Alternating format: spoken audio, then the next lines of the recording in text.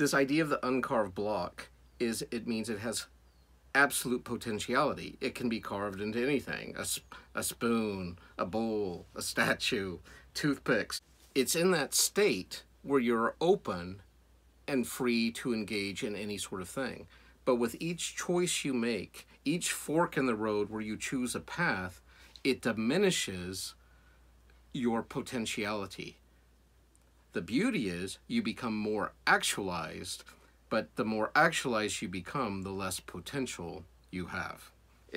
It's kind of a mean thing I do, and I need to stop doing it, but maybe why they don't let me teach freshmen. But the few times I've taught freshman classes, I love the first day of class to look out and say, I see a sea of absolute potentiality before me. And it sounds good, right? But what I'm actually saying is, you are nothing. You have accomplished nothing. You are like these blank canvases, these uncarved blocks, and you could go in all these different directions. Let me put it to you this way from a theistic perspective.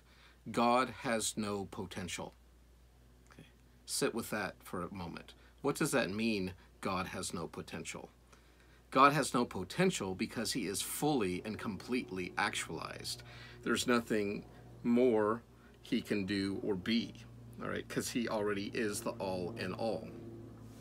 But we, on the other hand, are in this place of, we can either be a thing or limited down to like a toothpick, or we could be this uncarved block with all this potentiality out there. Years ago, I read this book called The Tao of Pooh, as in Winnie the Pooh.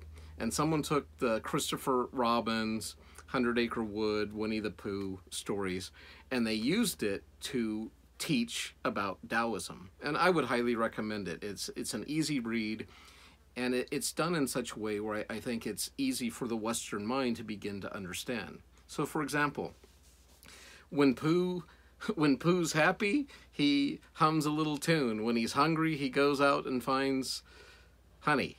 When he's lonely, he goes out and finds his friends. When he's tired, he takes a nap.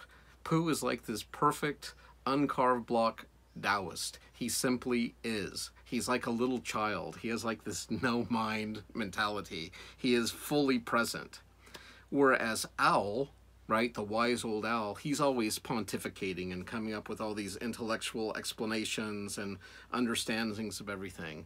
And then we have Rabbit, right, who's all controlling and bossy and running around. And then we have Piglet, the little worrier and fretter. And then we have Eeyore, who's always morose and depressed. And then we got Tigger, who's just bouncing out of control. But Pooh just is.